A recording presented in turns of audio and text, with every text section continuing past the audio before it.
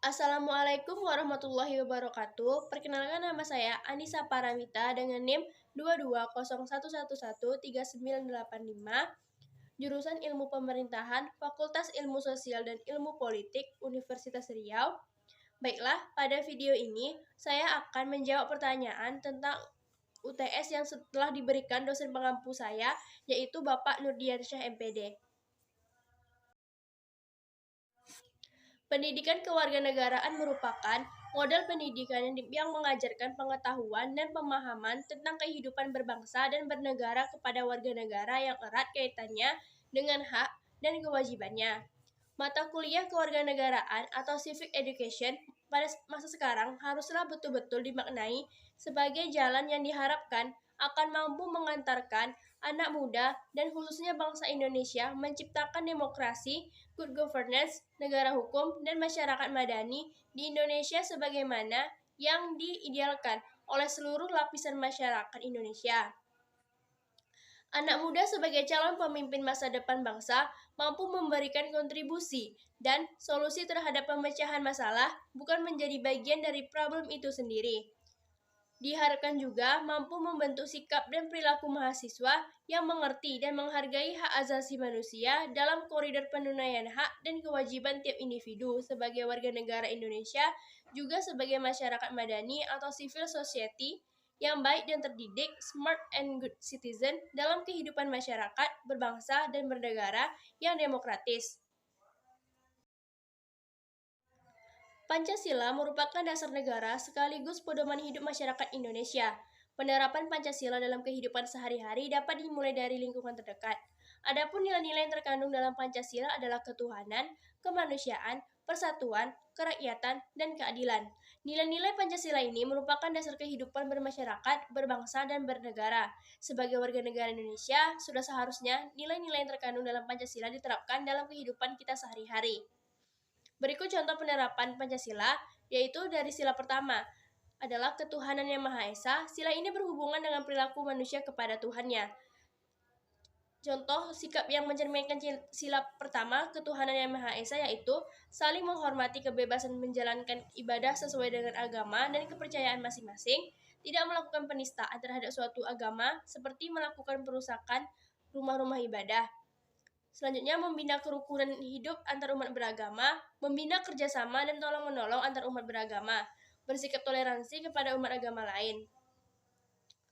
Sila kedua adalah kemanusiaan yang adil dan beradab. Sila ini berhubungan dengan perilaku kita sebagai manusia. Contoh sikap yang mencerminkan sila kedua yaitu memperlakukan manusia sesuai dengan harkat dan martabatnya sebagai makhluk ciptaan Tuhan Yang Maha Esa, tidak semena-mena terhadap orang lain, membantu orang yang sedang mengalami kesusahan, menjunjung tinggi hak asasi manusia, mengembangkan sikap saling menghormati. Sila ketiga yakni persatuan Indonesia, berkaitan dengan perilaku kita sebagai warga negara Indonesia untuk bersatu membangun negeri. Adapun contoh sikap yang mencerminkan sila ketiga adalah sebagai berikut. Bangga dan cinta terhadap tanah air, bangsa dan negara, rela berkorban demi kepentingan bangsa dan negara, membina hubungan baik dengan semua unsur bangsa, menjunjung tinggi persatuan dan kesatuan Indonesia, mengutamakan kepentingan bangsa di atas kepentingan pribadi atau golongan. Selanjutnya, sila keempat berkaitan dengan perilaku manusia untuk selalu bermusyawarah dalam menyelesaikan masalah.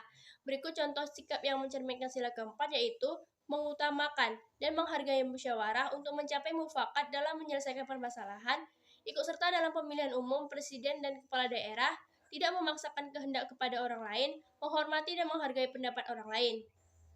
Selanjutnya, sila kelima berkaitan dengan perilaku kita dalam bersikap adil kepada semua orang.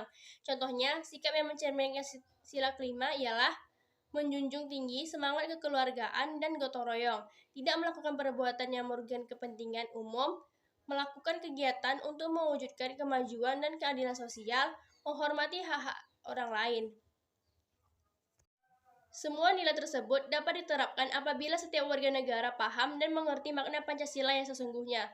Maka, sejak dini warga negara wajib diajarkan kepada anak. Dalam berkehidupan berbangsa dan bernegara, sangatlah penting bagi suatu negara untuk memiliki identitas nasional. Mengapa? Karena identitas nasional merupakan jati diri bangsa yang bersifat khas dan menjadi pandangan hidup dalam mencapai cita-cita dan tujuan hidup bersama. Bangsa yang tidak mampu mempertahankan identitas nasional akan menjadi kacau, bimbang, dan kesulitan dalam mencapai cita-cita dan tujuan hidup bersama. Oleh karena itu, identitas nasional sangat mutlak diperlukan supaya suatu bangsa dapat mempertahankan eksistensi diri dan mencapai hal-hal yang menjadi cita-cita dan tujuan hidup bersama. Salah satu contoh identitas bangsa Indonesia yaitu bendera merah putih. Karena bendera merah putih sebagai salah satu saksi kemerdekaan Indonesia dengan dikibarkan untuk pertama kalinya pada 17 Agustus 1945 pada saat proklamasi. Dan bendera merah putih juga termaktub dalam Undang-Undang Dasar Negara Republik Indonesia pasal 35. Adapun wujud hubungan warga negara dengan negara pada umumnya berupa peranan atau role.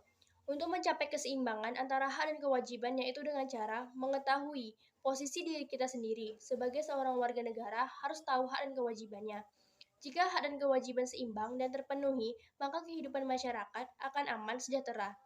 Hak dan kewajiban di Indonesia ini tidak akan pernah seimbang apabila masyarakat tidak bergerak untuk merubahnya. Adapun hak kewajiban warga negara Indonesia tercantum dalam pasal 27 sampai pasal 34 Undang-Undang Dasar 1945 yaitu hak atas pekerjaan dan penghidupan yang layak pasal 27 ayat 2, hak untuk hidup dan mempertahankan kehidupan pasal 28A, hak untuk membentuk keluarga dan melanjutkan keturunan melalui perkawinan yang sah pasal 28B ayat 1, hak untuk mengembangkan diri dan melalui pemenuhan kebutuhan dasarnya dan dapat berhak mendapat pendidikan, ilmu pengetahuan dan teknologi, seni dan budaya demi meningkatkan kualitas hidupnya, demi kesejahteraan hidup manusia, pasal 28C ayat 1, dan kewajibannya seperti wajib menaati hukum dan pemerintahan, pasal 27 ayat 1, wajib ikut serta dalam upaya pembelaan negara, pasal 27 ayat 3, wajib menghormati hak asasi manusia orang lain, pasal 28J ayat 1, wajib tunduk kepada pembatasan yang ditetapkan dengan undang-undang, pasal 28J ayat 2, wajib ikut serta dalam usaha pertahanan dan keamanan negara, pasal 30 ayat 1. Setelah saya mempelajari pendidikan kewarganegaraan, saya akan menerapkan ilmu ini dalam kehidupan sehari-hari dan menjadi pedoman saya untuk bertindak. Saya juga berkomitmen untuk memberantas korupsi dengan cara memperbaiki sistem birokrasi Indonesia, memperkuat pengawasan terhadap pejabat, dan memperkuat fungsi KPK, mengadakan sosialisasi anti korupsi secara berkala, dan lain sebagainya. Upaya pencegahan juga terus dilakukan dengan membangun sistem pemerintahan dan pelayanan publik yang transparan dan akuntabel. Hal ini diharapkan dapat mengurangi tingkat korupsi di Indonesia. Setelah saya melihat banyaknya pejabat yang korupsi dan melakukan pamer harta atau flexing melalui media sosial, hal tersebut karena kurangnya kesadaran dan tidak memahami makna Pancasila yang sebenarnya. Komitmen pemberantasan korupsi merupakan tonggak penting dalam pemerintahan sebuah negara. Di Indonesia sendiri, hampir setiap pemilihan kepala negara tak luput dari kesungguhan meneropong apa komitmen yang diberikan oleh calon kepala negara untuk memberantas korupsi.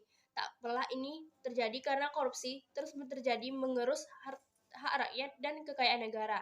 Kekayaan negara yang berlimpah nyaris tak tersisa untuk mensejahterakan masyarakatnya. Salah satu kasus yang mencederai sistem demokrasi Indonesia yaitu terbatasnya kebebasan berpendapat. Pemerintah saat ini masih sangat membatasi kebebasan berpendapat dan berekspresi oleh masyarakat. Pembatasan tersebut menunjukkan bahwa negara tak lagi setia pada demokrasi, melainkan menunjukkan gejala otoritarianisme. Kebebasan berekspresi baik luring maupun daring kerap menimbulkan reaksi cepat, terutama dari aparat negara, kepolisian untuk memanggil, menangkap, meminta keterangan seseorang di kantor kepolisian. Akibatnya, masyarakat takut untuk mengemukakan pendapat dan pemerintahan seolah-olah seperti anti kritik. Hal tersebut jelas mencederai demokrasi di Indonesia karena kebebasan berpendapat telah dijamin oleh Undang-Undang Dasar 1945 Pasal 28 yang berbunyi, kemerdekaan berserikat dan berkumpul, mengeluarkan pikiran serta lisan dan tulisan dan sebagainya ditetapkan dengan undang-undang. Selain itu, ada juga pasal 28E ayat 3 yang berbunyi, setiap orang berhak atas kebebasan berserikat, berkumpul dan mengeluarkan pendapat. Demokrasi yang sudah menjadi pilihan bangsa Indonesia untuk tatanan keberlangsungan kehidupan berbangsa dan bernegara. Untuk itu, tidak ada pilihan lagi selain demokrasi haruslah dilaksanakan dengan penuh tanggung jawab oleh setiap warga negara. Masyarakat yang demokratis hendaknya memenuhi ciri-ciri sebagai masyarakat yang penuh tanggung jawab, toleran, kritis, terbuka, dan jujur dan adil.